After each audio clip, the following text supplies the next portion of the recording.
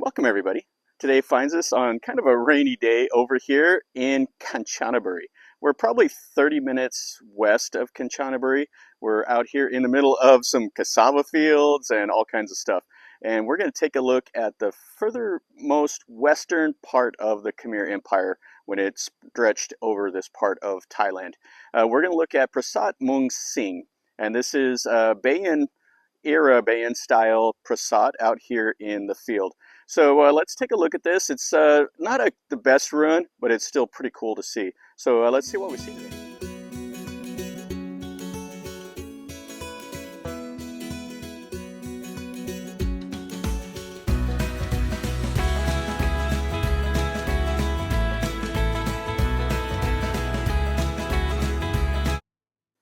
And coming out here is super rural. There's cassava everywhere, and there's all these hills, and it's a beautiful area.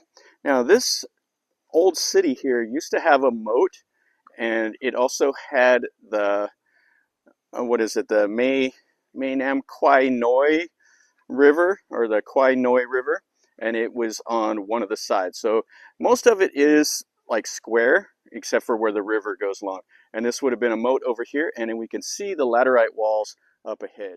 We can see here how they would have dug the moat, and then they built up like earthen mounds, and then they hauled in all these laterite stones.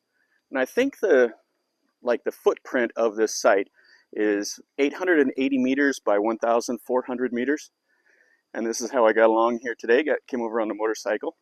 Now, if you come into the park, here's the entrance. It's 100 baht entrance for a foreigner, or 20 baht for a Thai, 50 baht for a car, or 20 baht for a motorcycle. And just look at all of this work that they did here to haul in all of these laterite stones. It is just absolutely amazing. And you can see this is just part of the wall. Over there is kind of the finished part where it has those carved laterite stones on the top. And I think in places though, like the wall was like 3 or 4 meters high. It is just massive. There were originally 4 entrances on the cardinal directions. This entrance has been expanded, and is where the cars access the site. So way up there, that is the main part. So there's several things to see here. There's the Kwai Noi viewpoint and archaeological pit that's over here. And then the run itself is straight ahead. And then over this way is the museum. So let's walk into the run. We'll look at it, and then we'll go look at the museum, and then the last thing we'll do is we'll walk over there and we'll take a look at the archaeological site.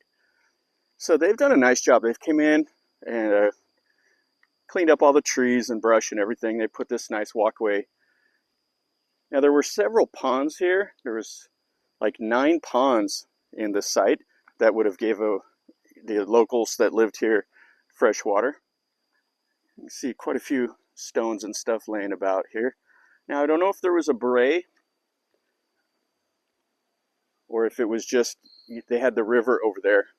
But in the Khmer style, they always built a beret.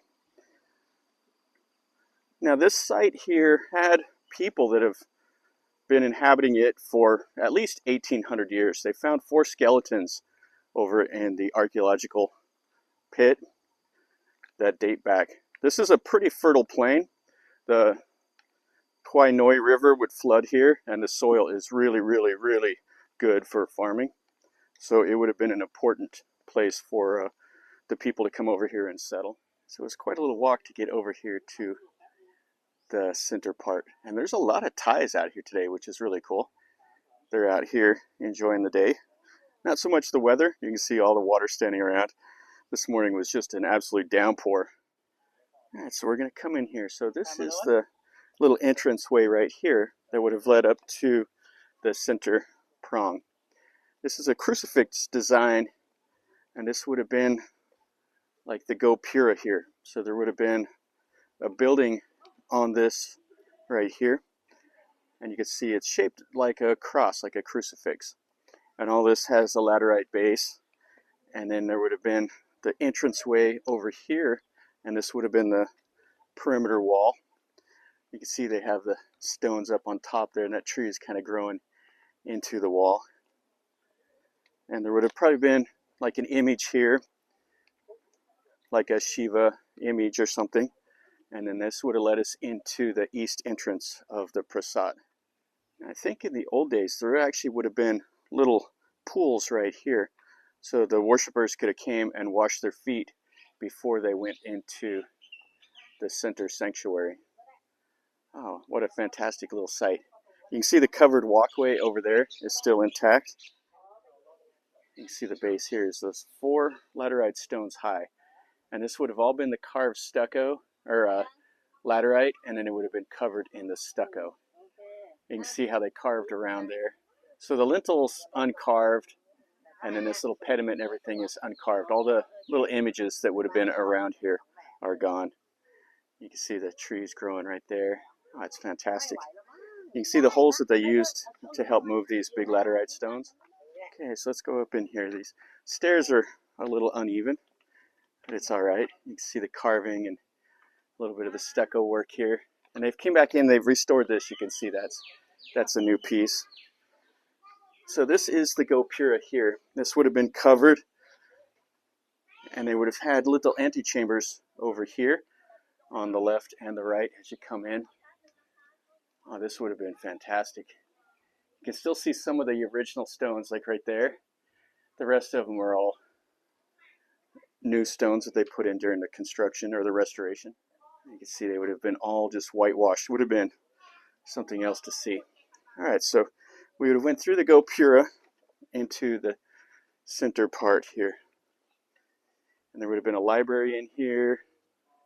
And in the center image, that's right there. That's a new one, but pretty cool. All of this would have been a covered walkway. You can see the roof is missing now on this part, but they had the thresholds here. They had to cross over. That's just amazing. And then this is how all of it would have looked at one time. And they would have had those little stones up on the top, which is quite cool. Ah, really nice. So you see how they did it. This is a corbelled arch. It's not a real arch in the fact that it's not all load-bearing equally. They stack them up and then they slowly bring the arch together to the top. And then they set those top stones on a very, very peak. So if you could imagine, they had no cranes and they had to lift these humongous stones up there. So they would have built hoists out of wood, and they would have used bamboo, or like the elephants, to drag them into place. Use wood and bamboo and everything else. And they would have had little antechambers over here. This would have been covered and would have went up to like the Lotus Bud Tower. And then they would have had doors and windows and stuff. It's fantastic. All right, let's go in and let's look in the center part of this now. You can see another one of the towers over here. That's in really, really great shape. You see the size of the laterite stones that they put on the base. So they would have tamped the soil down, then brought in the stones, built it up layer by layer. All right, let's look inside here. You can see the stairs are kind of rough.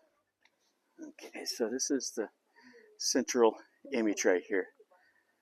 So it's the statue of the radiating Bohadevitra Avakashavarata. I can't say it. So he would have had 8 arms, and you can see the little pedestal he's sitting on. Yeah, I can't pronounce that. It's kind of cool to have the little data plate. And you can see in here. So this is what they poured the water on, and then the water would have channeled away from it. This is clearly a replica, but really nice. They found a stone inscription here, the stele, that had inscriptions in Khmer that they said this was dedicated to the king, which at the time would have been Juryman the 7th.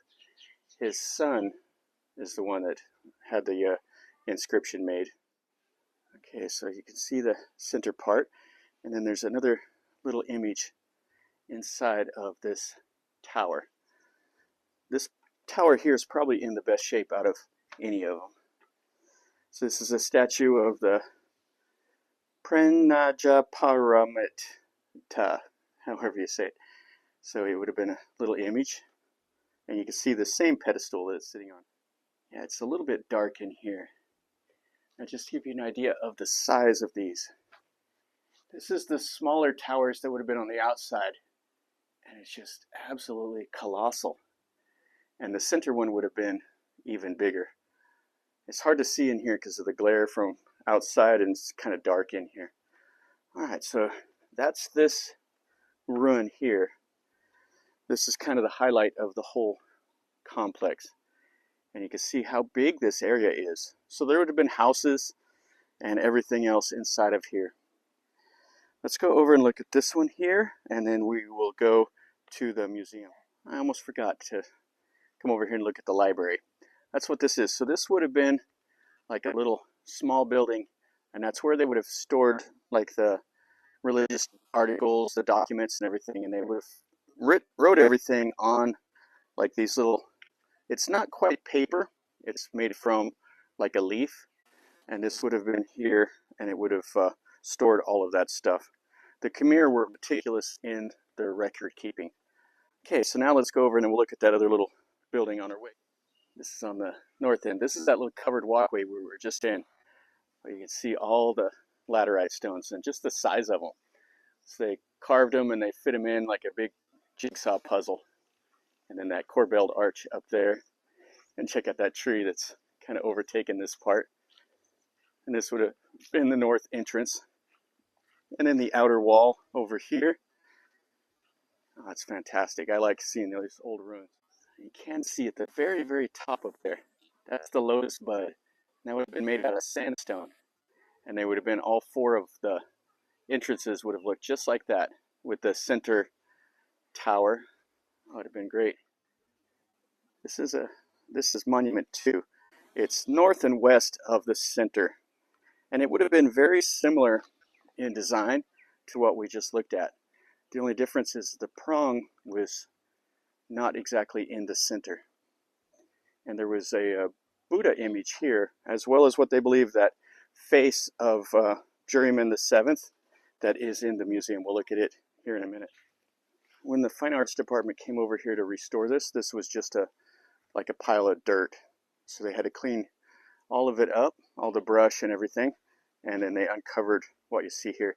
And this has been extensively restored. You see how nice these laterite stones are. The steps are all nice and even.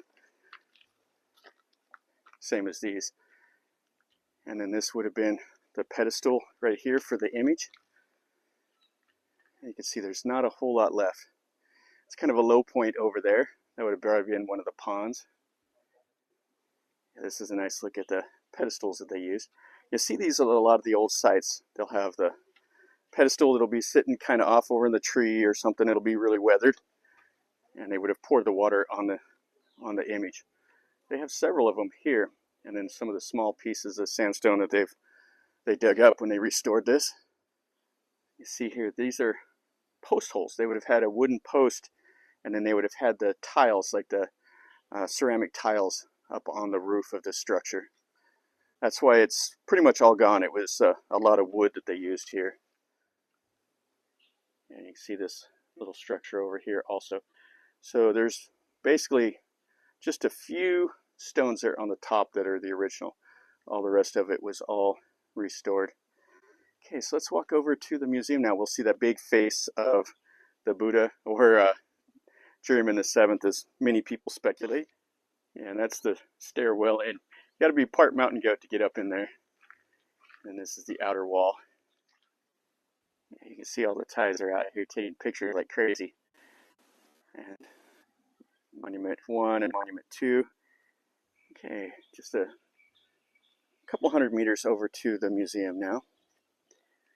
We'll follow this trail over. You can see they've built the little bridges and stuff. It's kind of a boggy area with all those ponds and stuff inside of here. And over here is near the little museum, the exhibition hall. Over there's the bathrooms and the park office, and they have some local shops. And they have some pretty cool old relics out here, like this right here. This is a cool sandstone statue of a Garuda. So this would have been up there on that main building. And then they have some of the other little relics that they found. The lotus petals that would have been up on the very top. And then we got the Shiva lingas over here. These would have been what would have been on the pedestals like this. So these are the originals that they have over here. Those others are all replicas. And these would have been on the top of the finale, the top of the center prong. These are what's really cool. These are just massive stones, and they would have hoisted them way up there. These right here, those are the roof ridges. So these would have been the little ornaments that they would have put up on the top of the walls and the top of that covered walkway. You see those over there would have been on the walls, and these others would have been the little peaks up on the top of that walkway. This is kind of cool. This is a mock-up of the whole site. So this is where we came in. You can see this would have been the moat over here, and we'd have came in and there would have been those ponds, and then the Prasat that we looked at, and then the little smaller one, number 2, over there. And then this is the museum and ticket office and everything. And then over here, this is where we're going to go after we look at this building. This is the Khmer River, and this is the old archaeological site. All right, so let's stick our head into the museum here. So we got a multi-armed statue here. And then in here, this is where the face of Juryman VII is at. Oh, this is fantastic here. I like seeing old relics and stuff. So these are the little bits of pottery and everything that they dug up. So what they have here, this is the face. So they found 2 pieces. They found an earlobe and a nose. And they speculated it looked just like the center towers of like Bayon Temple in Angkor. And they've made a little thing here for it. And some of the other little images. This is the one we saw, the goddess of wisdom. And this is the inscription right here. You can see the ancient Khmer letters depicting the name Praya Jira Rong, or something like that. And I think that was the name of Juryman VII. And this is a fragment of the stucco. So this would have been the decorations that would have been all around those. And so you get the Buddha under the Naga and some of the restoration and stuff that they did. Okay, let's walk over to the old archaeological site now. Just to give you an idea of the absolute size of this site.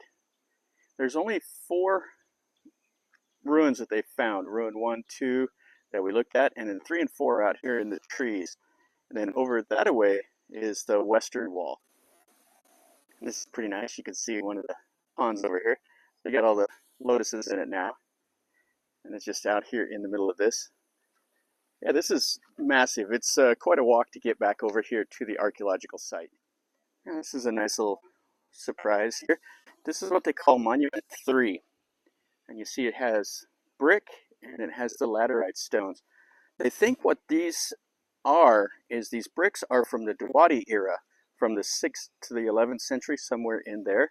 And then the Khmer built on top of it. They kept the bricks and then they built like a little prong on top of it. And what they think is what this was actually like what they called like the city pillar. And there would have been like the first construction of this settlement would have been right here. You go to a lot of these towns, they'll have the city pillar shrine, and that's what this would have been.